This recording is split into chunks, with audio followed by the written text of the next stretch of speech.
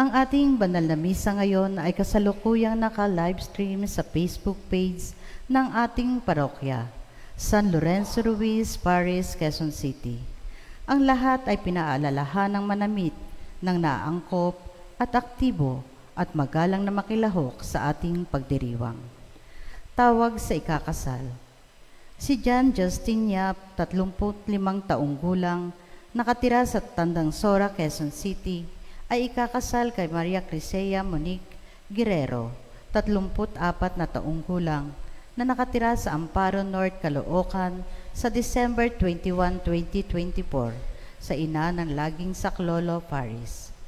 At si Rafael Vitali Carion, 26 na taong gulang, nakatira sa Quezon City, ay ikakasal kay Maria Alarica Binis Santiago de los Santos, 27 taong gulang, na nakatira sa Baguio City sa December 7, 2024 sa Our Lady of Atonement Cathedral, Baguio City.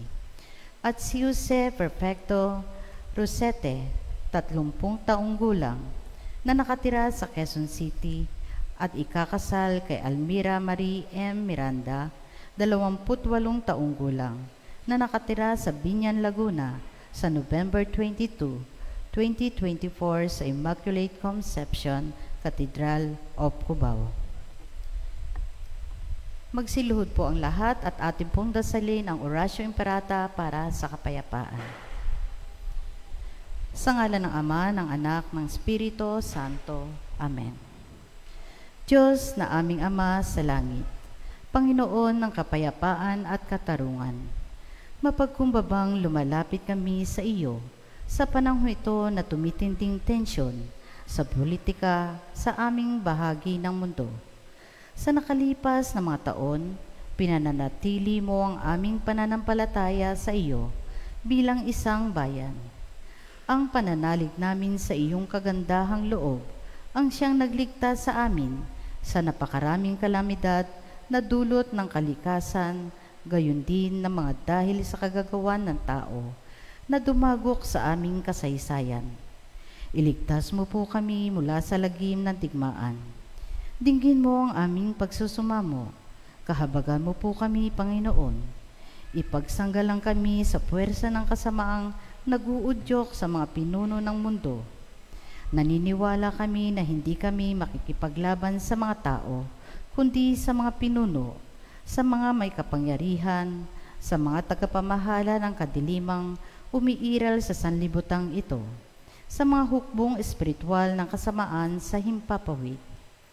Ipinapanalangin namin ang mga pinuno na pinagkakatiwala ang gumawa ng pagpapasya para sa aming bansa. Buong puso namin ipinagkakatiwala sa iyo ang aming kinabukasan at humihingi kami ng kapatawaran at habag sa mga panahon na dahil sa aming mga takot at hinala ay nadungisan ang aming mga pananaw at nagdulot na maling pagkiling at puot laban sa ibang katutubo at lahi. Taimtim kaming nagsusumamo na gawin mo kaming mga daan ng iyong kapayapaan. Kung saan may pagkapuot ay magdala kami ng pagmamahal. Kung saan may pinsala, kapatawaran. Kung saan may pagdududa, pananampalataya. Kung saan wala nang inaasahan, pag-asa. Kung saan may kadiliman, liwanag. Kung saan may kalungkutan, kagalakan. Ito'y aming hiling sa pamamagitan ng aming Panginoong Hesukristo na iyong anak, na nabubuhay at naghaharing kasama mo, kaisa ng Espiritu Santo, Diyos magpa sa walang hanggan. Amen. Amen. Mahal na Birhen Fatima, aming mahal na ina at reyna ng kapayapaan. Ipanalangin mo kami.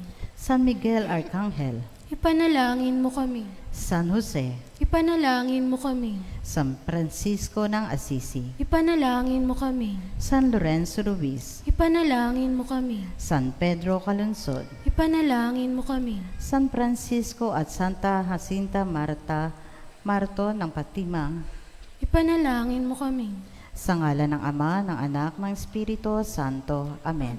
Magsiupo muna sandali. Muli po, isang pinagpalang hapon sa lahat. Ngayon ay ika-29 na linggo sa karaniwang panahon, linggo ng misyong pangdaigdig. Ang ating tema sa banal na misa ngayon ay ang hinirang na maglingkod ng may buong pagmamahal. Ginugunita natin ngayon ang linggo ng misyong pagdaigdig, isang araw na pagdarasal at lubos na pakikiisa sa matatapang nating kapatid na nangangaral ng Ebanghelyo at nagpapatotoo sa pag-ibig ni Kristo sa ibang bansa. Ginagawa nila ito bilang tugon sa natataging panawagan ng Panginoon. Sa kanilang apostolikong gawain, sila'y naging mga lingkod ng lahat, lalo na ang mga dukha, may sakit o napapabayaan. Kaya nga ang kanilang misyon ay di lamang mangaral ng Ebanghelyo, kundi buhayin ito sa mga ospital, paaralan at iba pang paraan ng pagtulong para sa pag-unlad. Para sa ikapagpapatagumpay ng kanilang misyon, nananalig sila di lamang sa biyaya ng Diyos, kundi sa ating ding mga dasal at pagbibigay. Magsitayo na pong lahat at atin na pong simulan ang banal na misa.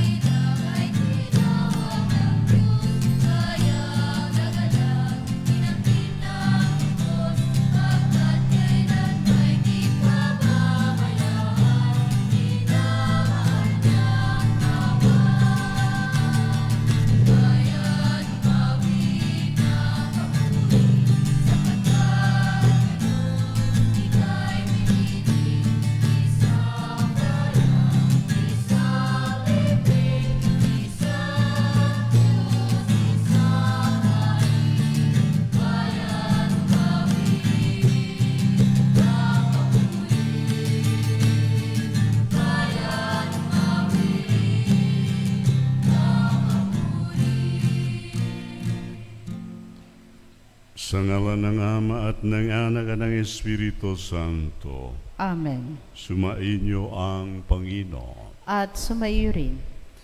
Magandang hapon po sa ating lahat. Magandang hapon po, Padre. Sa banal ng Eucharistia ito, manalangin tayo sa pasasalamat ni na Maureen Pastor at kasi Via Briani Falcon. Manalangin tayo sa kahilingan ni Elizabeth Panahon, Fulgencia Pangyarihan at Gia Tagaylo. Manalangin tayo sa mga kaluluwa ni na Wilfredo Salinog, Jaime Maria Mila Remigio Rodriguez Rosalina Almasan, Celine Santos, Sister Etchel Marie Gorgonio, at ang aking kapatid Roberto Sendri Saptowiono. Ngayon, aminin natin ang ating mga kasalanan upang tayo'y maging marapat sa pagdiriwang ng banal na pagkakaing nagdudulot ng kapatawaran ng may kapal.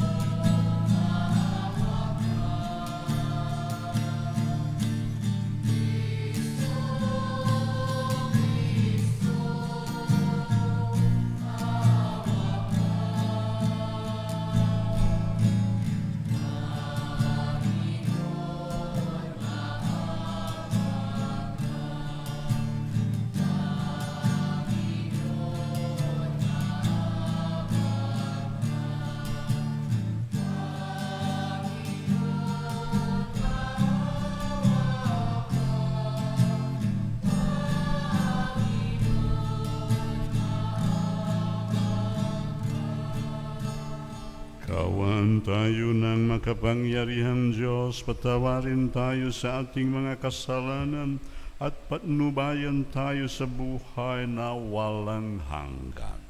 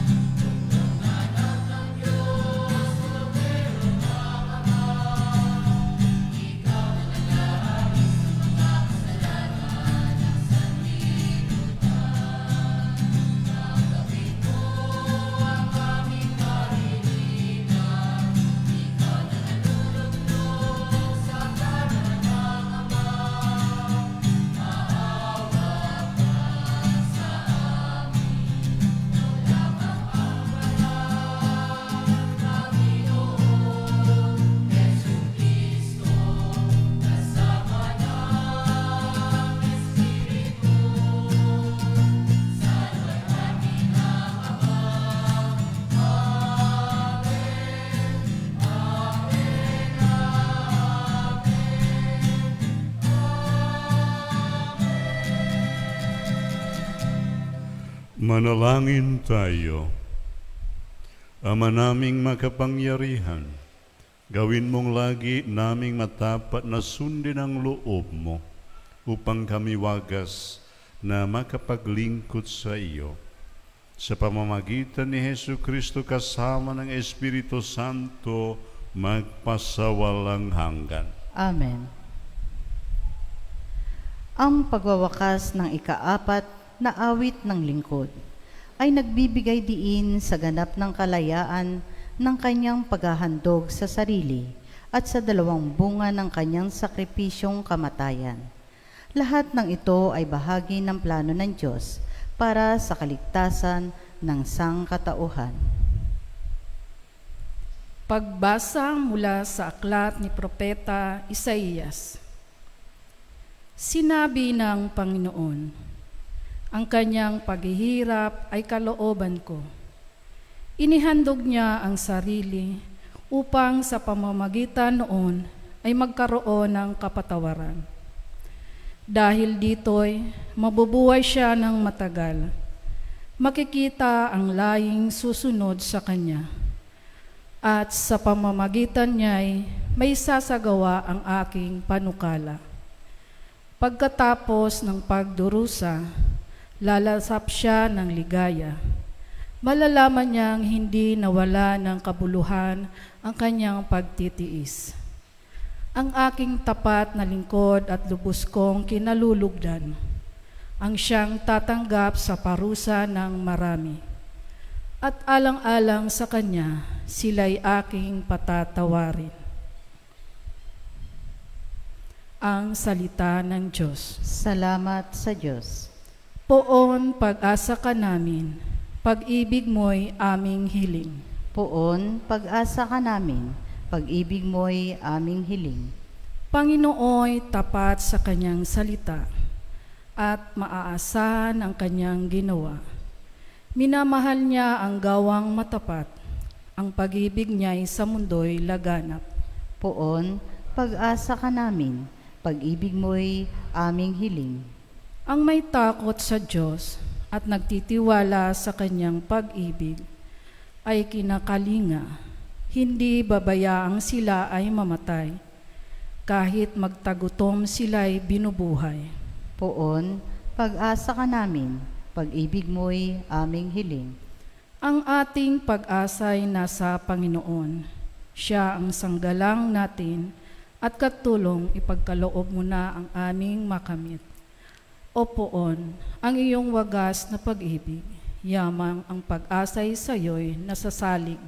Poon, pag-asa ka namin, pag-ibig mo'y aming hiling.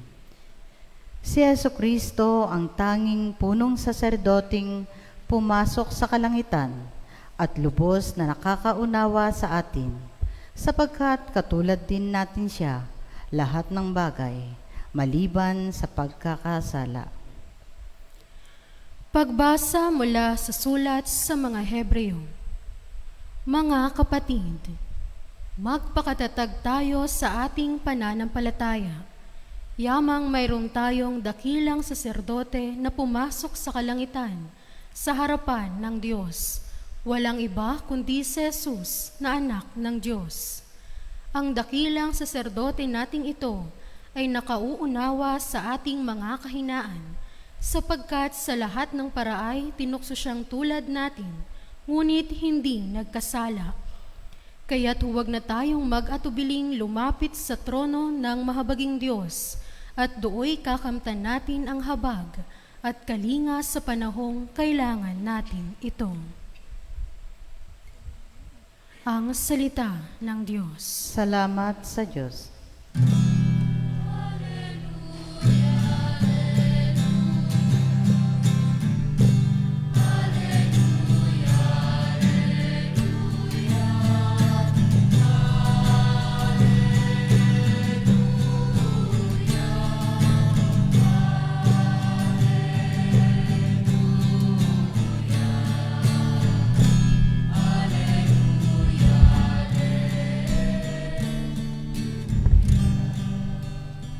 Anak ng tao'y dumating upang sarili ihain, lingkod, manunubos natin.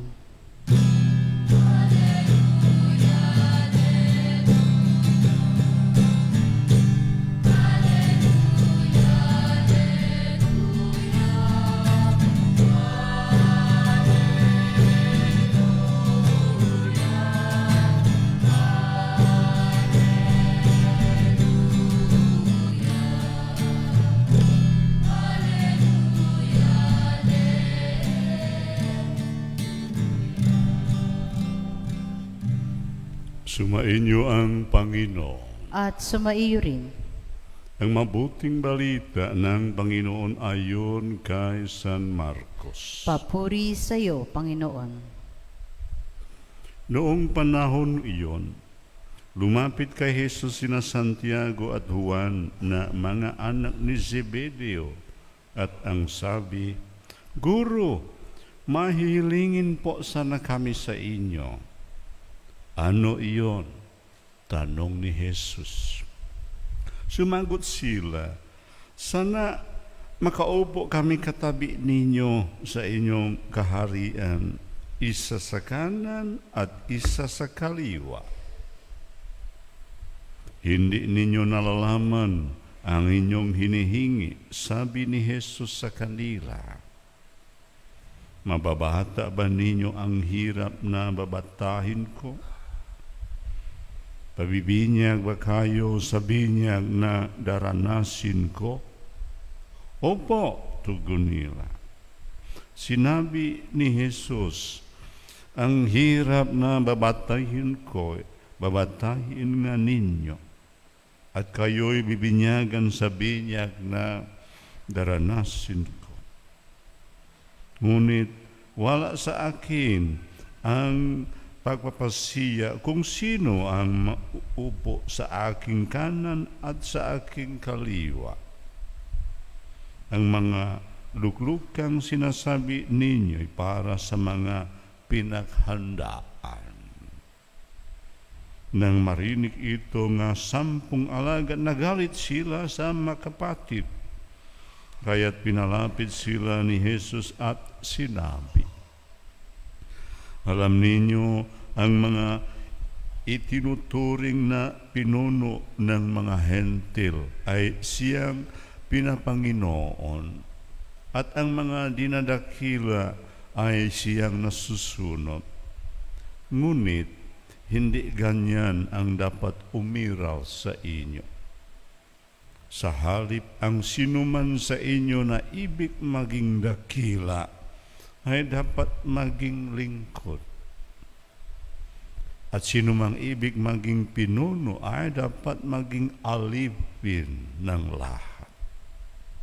Sapagkat ang anak ng tao ay naparito, hindi upang palingkuran, kundi hindi upang maglingkod at ibigay ang kanyang buhay sa ikatutubos ng lahat. Ang mabuting balita ng Panginoon. Pinupuri ka namin, Panginoong Heso Kristo.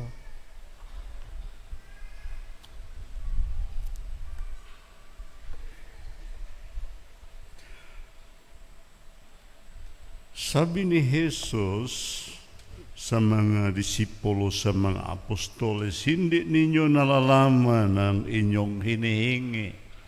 You do not know what you are asking. This is also a good reminder for us. Do we know what we are asking from God?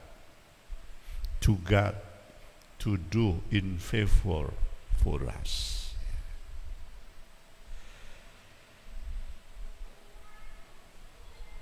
Nandito, may impression sa akin, kahit mga disipulo, hindi alam sa what they are asking. St. Mark Evangelist, may underline dito that the disciples, the apostles do not understand what following Jesus means, what following Jesus entails. Anong mga consequences sa decision nila sa pagsunod ni Jesus. Kasi ang impression dito, may sila personal agenda.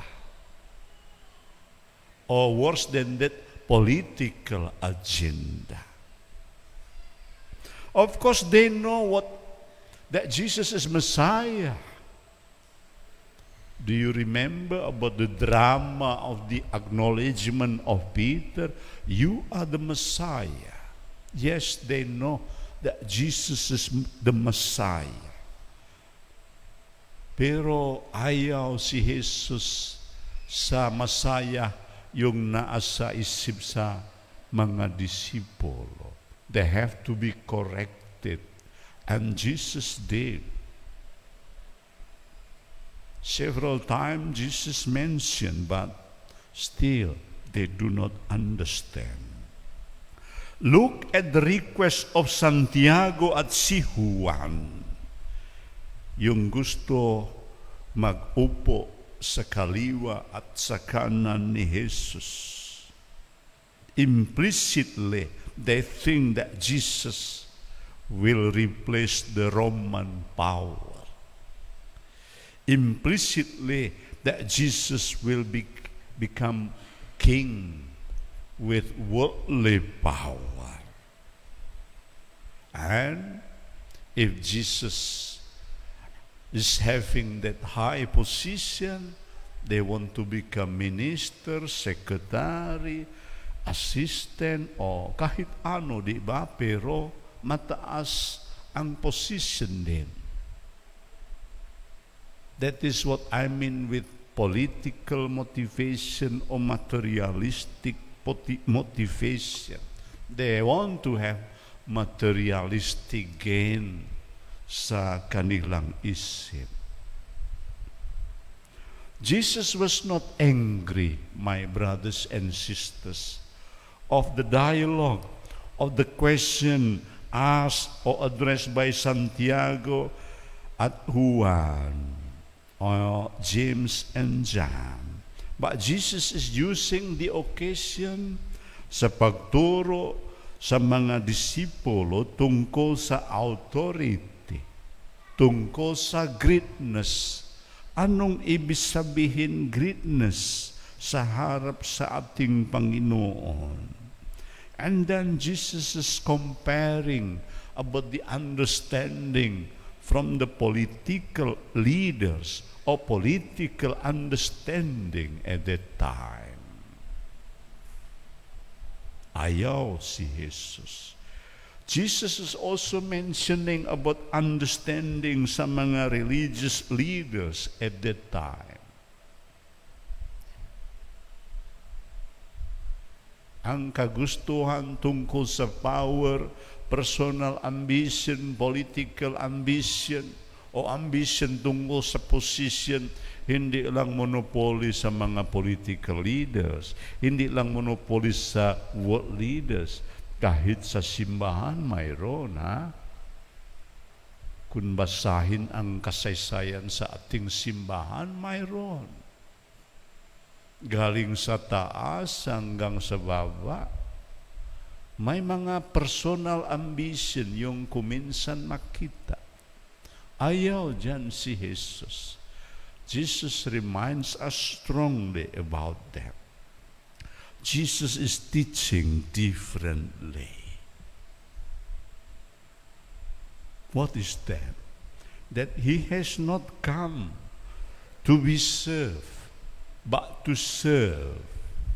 As I can repeat here, sapagkat ang anak ng tao ay naparito, hindi upang palingkuran, kundi upang maglingkod. And more than that, ibigay ang kanyang buhay sa ikatutubos ng lahat. This is very deep, my brothers and sisters. Ibig sabihin, ang tumong ni Jesus ay kaligtasan sa kada tao, ay kaligtasan sa sanlibutan. He came not to be served, but to serve and to save the humanity. And he proved that by his willingness to sacrifice until his death. But the death is not the end. His death is not the end. His death is just the beginning of his service. By dying on the cross, he, our Messiah, defeat the death itself. Mga kapatid, proud na proud tayo talaga kasi bilang mga Kristiyanos, lalo na bilang mga Katoliko, we have truly Messiah. Hindi Messiah. Yeah. Hindi fake na Messiah. Ang ating Messiah ay Messiah ang nagbibigay sa kanyang buhay para sa atin. This is very precious for us, my brothers and sisters. And we are reminded in this Mission Sunday, World Mission Sunday, don't think that we are not missionary. Hindi lang ako ang misyonaryo dito. Kayong lahat po, by the grace of baptism, you are also missionary. Don't forget that. Yeah? Di ba? Bininyagan man kayong lahat, di ba? Binanyagan? May certificate sa binyag? Itatago sa bahay mo, okay? Keep it safely. Pero huwag itatago ang grasya sa binyag. Yeah. Don't hide the grace of baptism. You hide the baptismal certificate. Keep it safely. Because this is very important for the need of our paper, passport, at iba pa, di ba? But don't hide again the grace of baptism. And thank you for sharing that grace of baptism through your participation, active participation in the church. There is no special position. By chance lang ako maging paris-priest, but I am not higher than you. I'm your servant.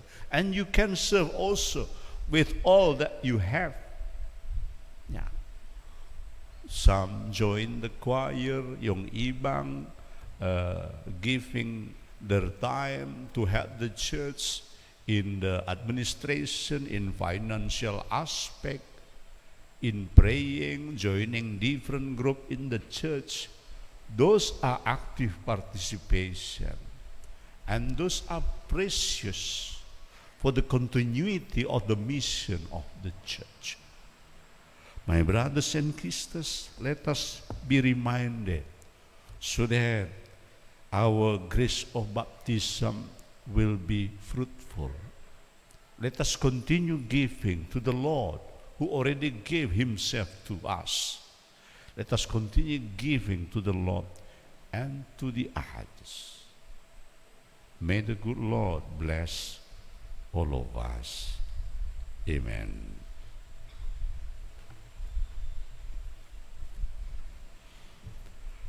Sumasampalataya ako sa Diyos, amang makapangyarihan sa lahat, na may gawa ng langit at lupa.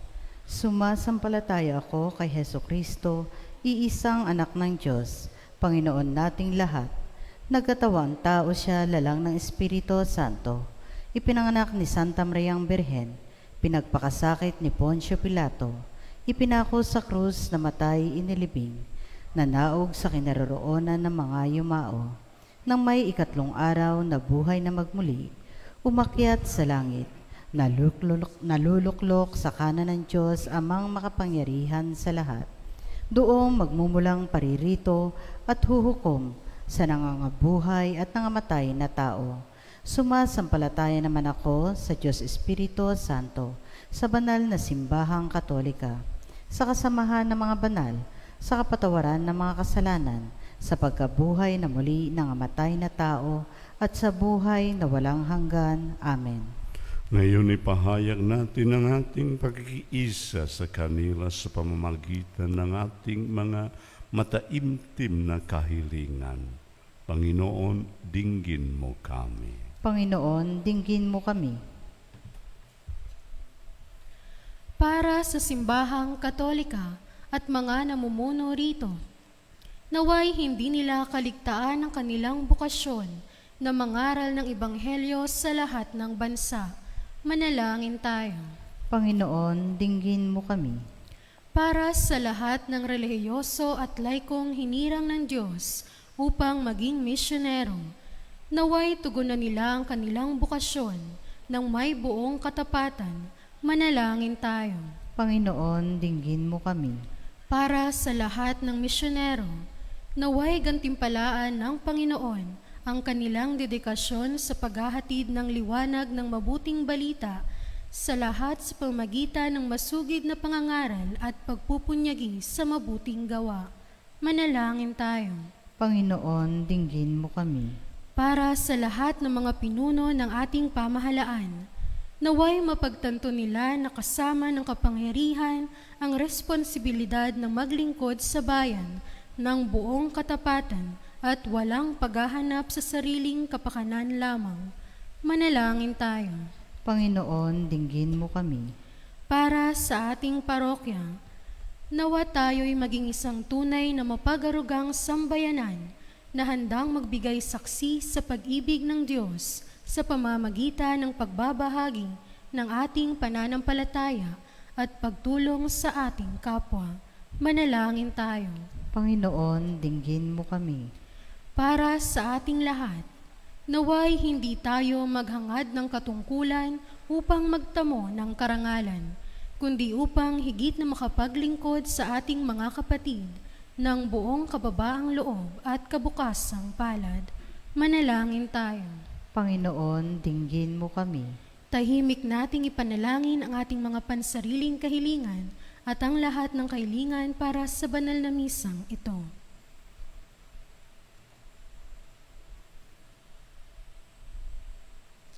Manalangin tayo. Panginoon, dinggin mo kami.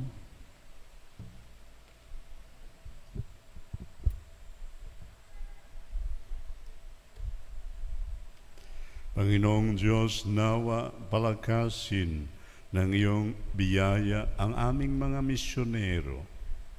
Aliwin sila sa kanilang pagdadalamhati at magbunga nawa ng kaligtasan ang kanilang mga pagsisikap para sa lahat. Isinasamo namin ito sa pamamagitan ni Kristo na aming Panginoon. Amen.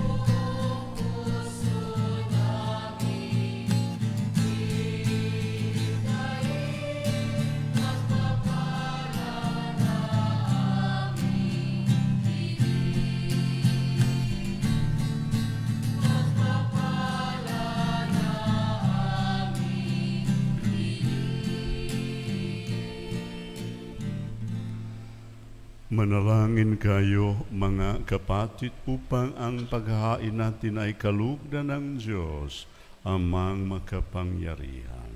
Tanggapin nawa ng Panginoon itong paghahain sa iyong mga kamay, sa kapurihan niya at karangalan, sa ating kapanginabangan, at sa buong sambayanan niyang banal. Ama naming lumikha, ipagkaloob mong ikaw ay aming kusang mapaglingkuran sa paghahain namin ng mga alay na iyong bigay, upang kaming dalisayin ng iyong pagmamahal. Sa paglilingkod namin ngayon ginaganap ang banal na pagdiriwang sa pamamagitan ni Hesukristo kasama ng Espiritu Santo magpasawalang hanggan. Amen. Sumainyo ang Panginoon at sumainyo. Itaas sa Diyos ang inyong puso at diwa. Itilas na namin sa Panginoon. Pasalamatan natin ang Panginoong ating Diyos. Marapat na siya ay pasalamatan. Ama naming makapangyarihan, tunay ngang marapat na ikaw ay aming pasalamatan sa pamamagitan ni Jesucristo naming Panginoon. Sa dakilang pagtubos niya sa amin ang kasalanan, kamatayang aming pahasanin, ay binalikat niya upang kaming palayain at maitambok sa iyong luningning. Siya ang nagtanghal sa aming bilang liping hinirang, pari at haring lingkod sa iyong kamahalan. Mula sa kadiliman, kami iyong tinawag upang makasapit sa iyong liwanag bilang iyong angkan. May tungkuling maglahat ng iyong dakilang pag-ibig sa lahat. Kaya kaisa ng mga anghel na nagsisiyawit ng papuri sa iyo, nang walang humpay sa kalangitan, kami nagbubunyi sa iyong kadakilaan.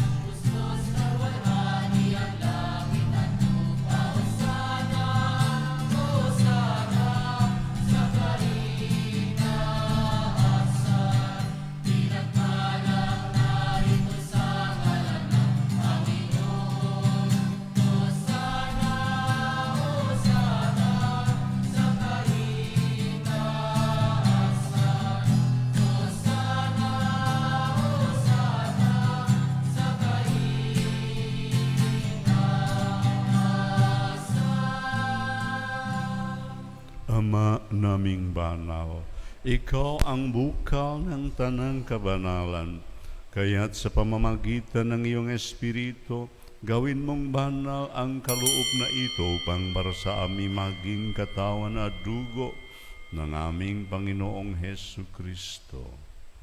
Bago niya pinagtiis ang kusang loob na maging handog, inawagan niya ang tinapay, pinasalamatan kaniya, binaghati-hati niya iyon, inaabot sa kanyang mga alagad at sinabi, tanggapin ninyong lahat ito at kanin. Ito ang aking katawan na ihahandog para sa inyo.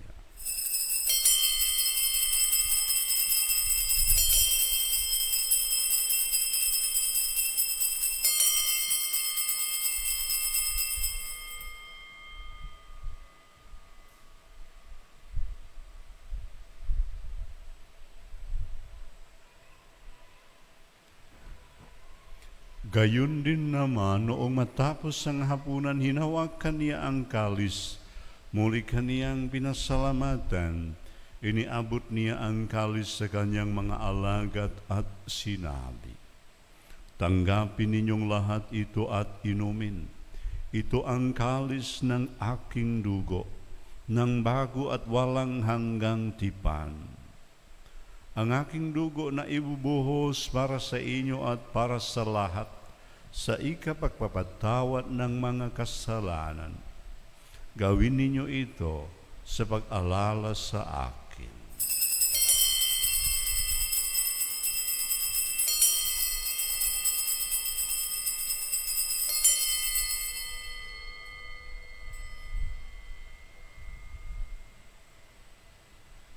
Ipagbunyi natin ang misteryo ng pananampalataya.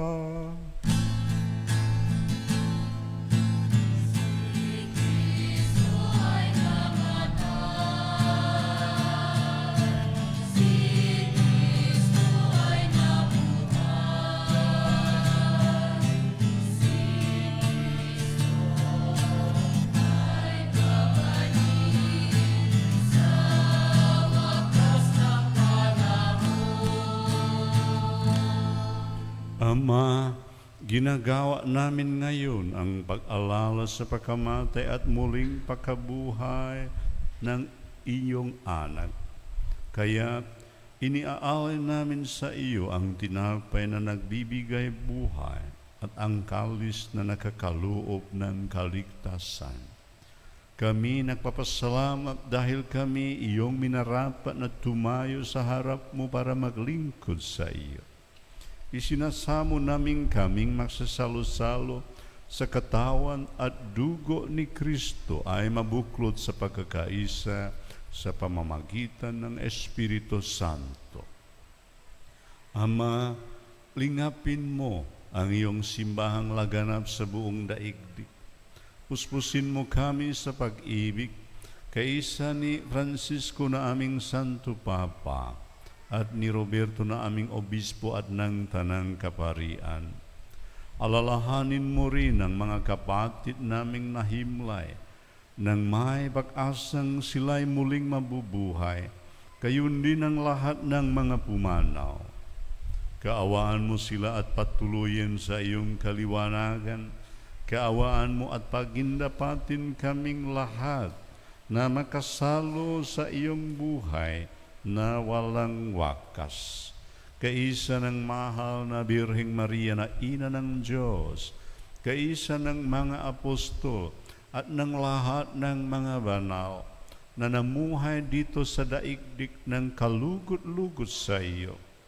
Maipagdiwang nawa namin ang pagpupuri sa ikararangal sa pamamagitan ng iyong anak na aming Panginoong Hesu Kristo.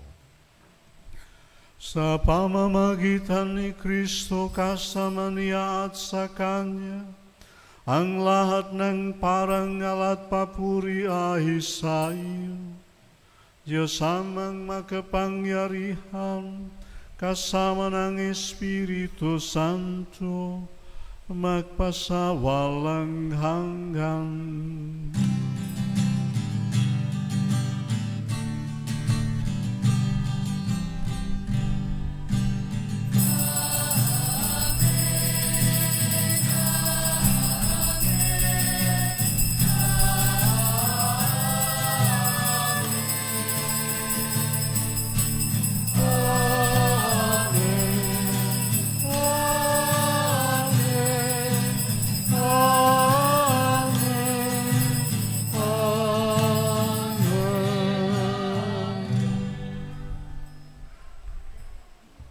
Sa tagubilin ng mga nakagagaling na utos at turo ni Jesus na Panginoon natin na Diyos, ipahayag natin ng lakas loob.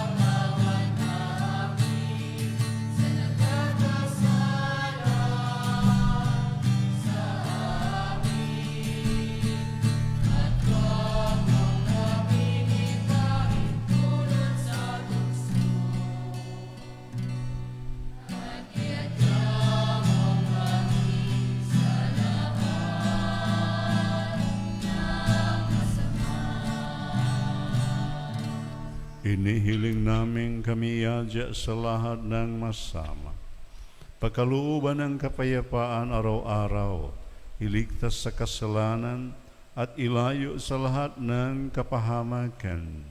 Samantalang aming pinananabikan ang dakilang araw ng pagpapahayag ng tagapagligtas namin si Hesu Kristo.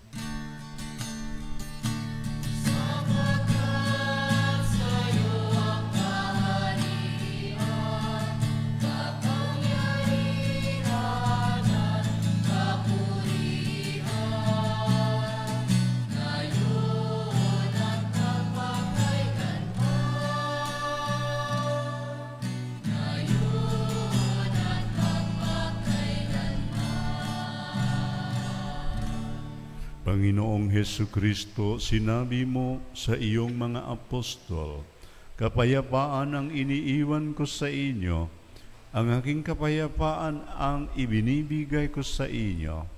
Tunghayan mo ang aming pananampalataya at huwag ang aming pagkasasala.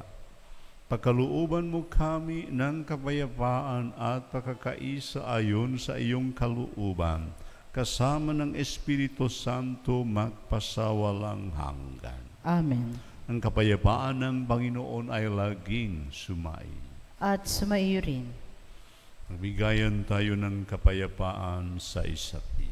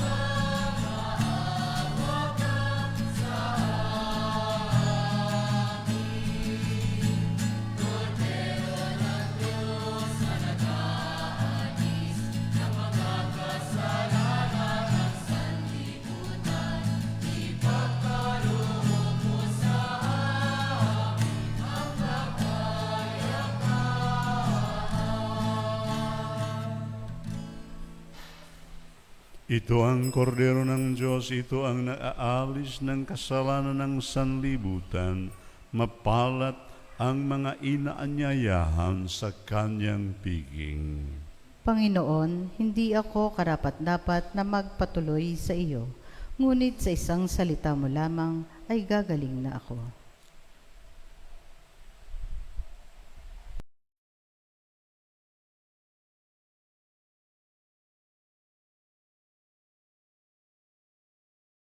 Espiritual na pakikinabang.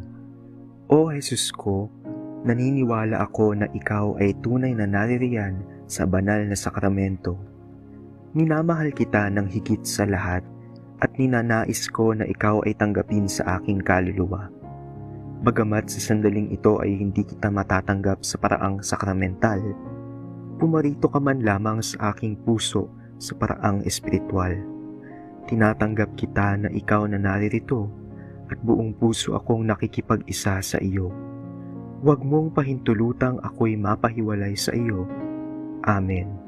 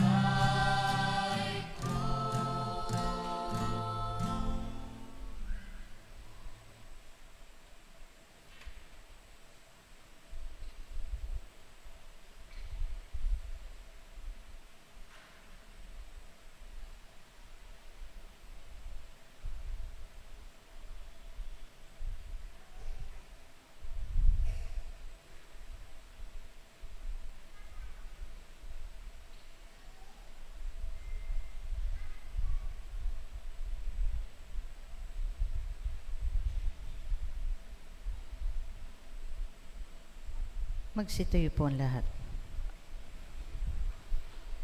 Manalangin tayo. Ama naming mapagmahal, gawin mo sa aming banal na pagkikinabang kami ngayon ay iyong matulungan at mahubog para mamuhay sa kalangitan sa pamamagitan ni Hesu Kristo kasama ng Espiritu Santo magpasawalang hanggan. Amen. Magsiupo muna sumandali para sa mga ilang paaralan. Una po, meron po tayong second collection para sa pagpapatayo ng Cristo Hari Faris at Shrine of the Youth. Ikalawa, ang ministry ng altar servers ay magkakaroon ng fundraising sa pamamagitan ng pagbebenta ng dishwashing liquid sa labas ng simbahan.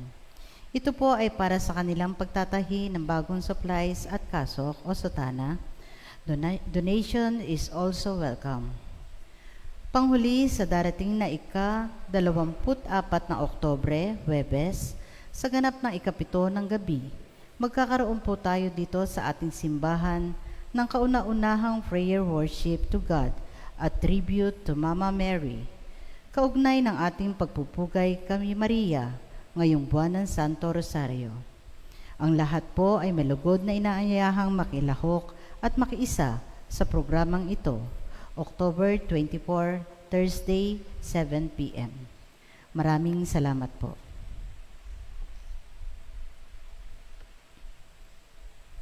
Magsitayo na po ang lahat. Mga kapatid, in line sa tradisyon sa ating simbahan, lalo na sa Oktubre, 24 po. Pero Oktubre is bulan ng Rosario, di ba?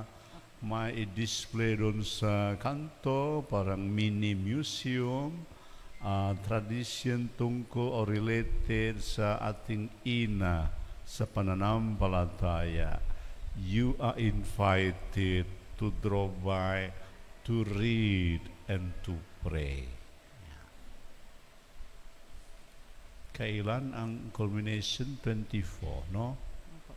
24. Sumainyo ang Panginoon. At sumaiyo rin.